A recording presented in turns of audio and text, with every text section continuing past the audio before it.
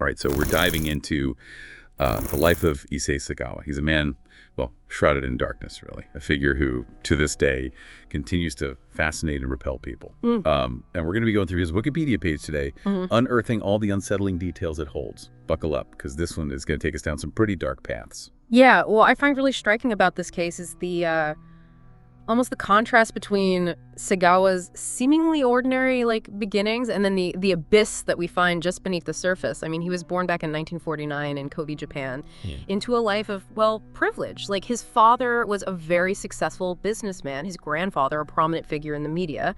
And it's hard, when you see that kind of upbringing to reconcile it with the sinister urges that eventually came to define him, It's almost like there's this hidden script who was playing out, like underneath this perfectly normal life.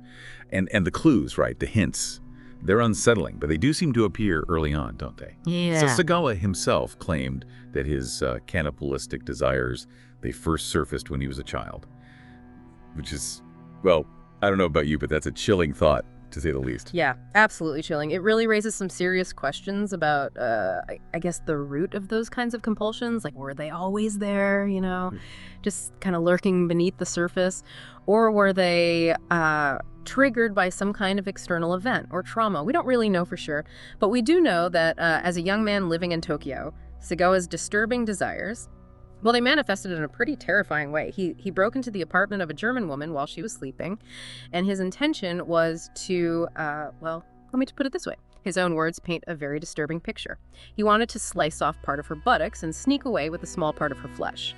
Yeah, that's a truly horrifying glimpse, I think, into the darkness that was already taking hold of him. And thankfully, the woman fought back, and that prevented, potentially a much greater tragedy. But even though he was caught, Sagawa was only charged with attempted rape. Yeah. His true intentions, they remained hidden, and his wealthy father was able to use his influence and actually have the charges dropped completely. That was a pivotal moment, I think, because one can only wonder, how might things have unfolded if he had faced, the full force of the law back then? Could the horrific events that were to come have been prevented? It's a question that just kind of hangs heavy over, I think, the entire case. It's a chilling what if, isn't it? And it leads us down this path that we can't turn back from. Sagawa continued with his studies, and in 1977, he moved to Paris.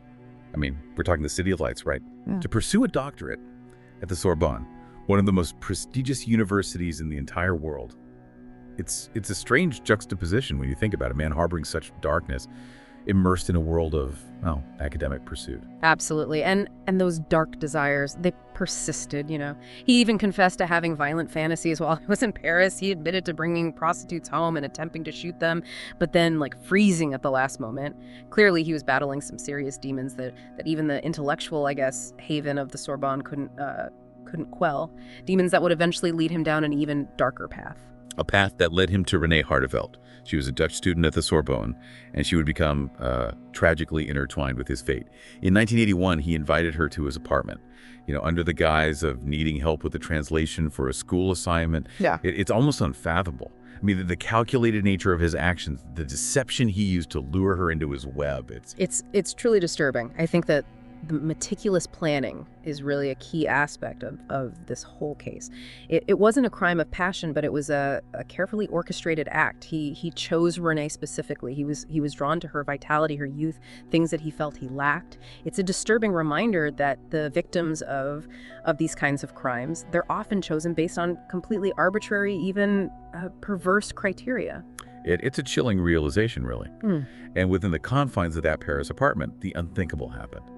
As Renee stood with her back to him, completely absorbed in a book of poetry, Sagawa raised a rifle and shot her in the neck. The premeditated nature of the act, words fail me. Yeah, the cold-bloodedness of it all is deeply unsettling. And what happened after is truly horrific.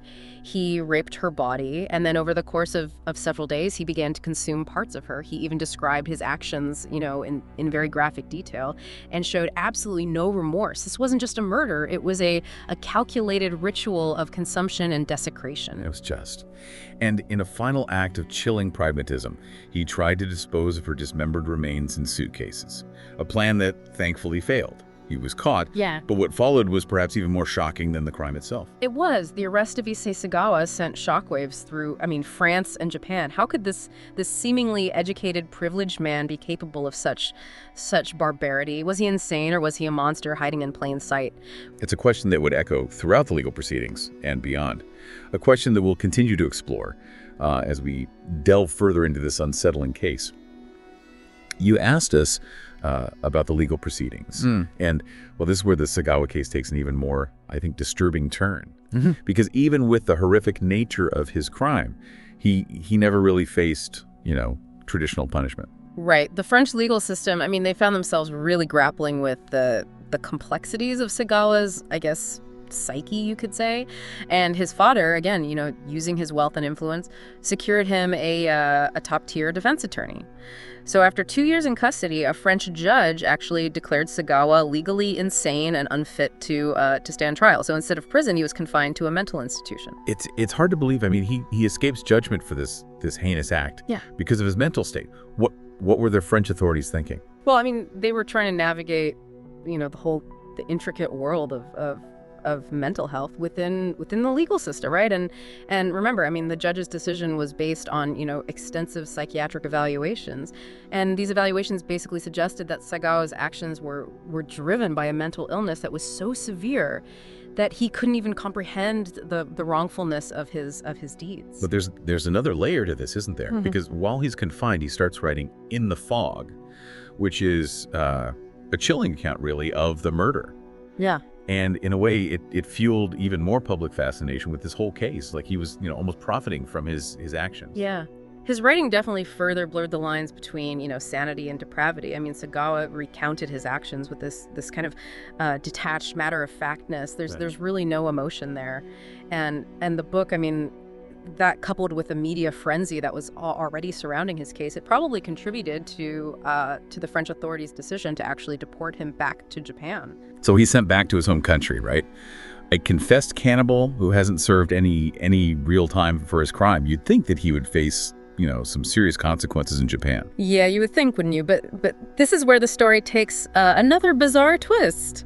Because upon his arrival in Japan, Sagawa was committed to Matsuzawa Hospital in Tokyo for evaluation. And get this, Japanese psychologists declared him sane. Wait a minute. So France is saying he's insane and Japan is saying he's not. How is that even possible? It's like the very definition of insanity got lost in translation. Yeah, it's a really striking example of the inconsistencies and the cultural differences, I think, in how mental illness is perceived and treated across the globe.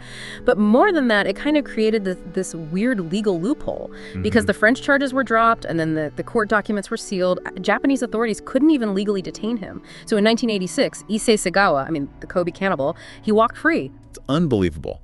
A man who admitted to murdering and cannibalizing another human being was just let go.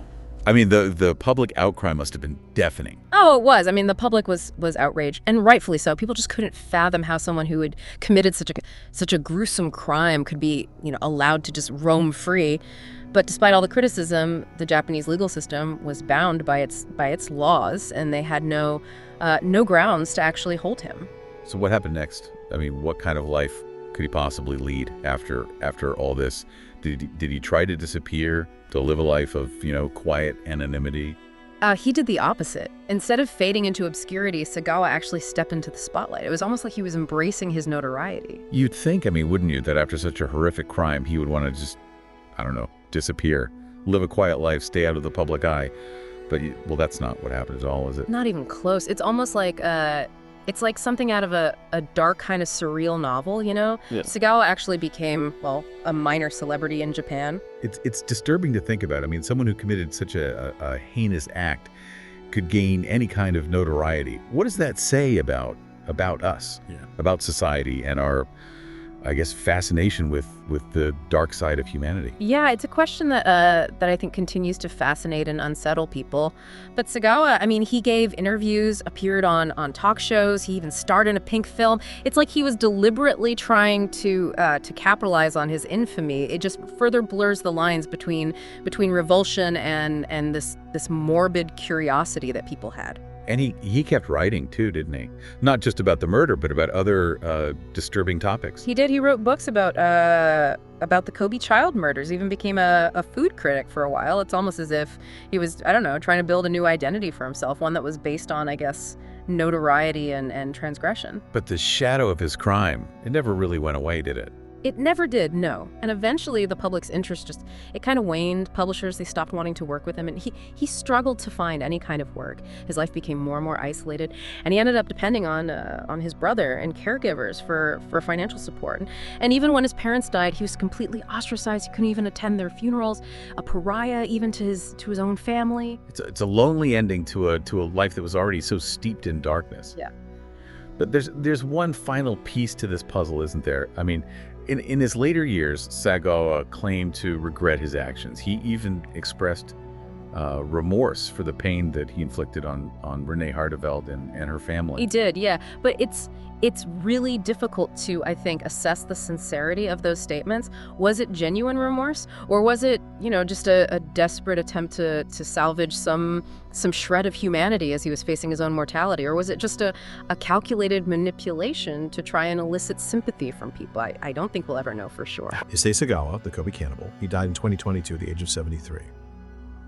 His death marked the end of a life that continues to fascinate and repel people, and it raises, I think, really profound questions about the nature of good and evil, sanity and madness.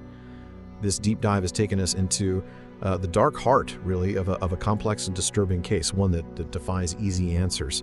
And as you explore the source material on your own, I think it's important to remember that the ultimate question remains: did Sagawa ever truly come to terms with what he did, with the gravity of his actions? Or was he, until the very end, a prisoner of that darkness within him? We'll leave that for you to ponder.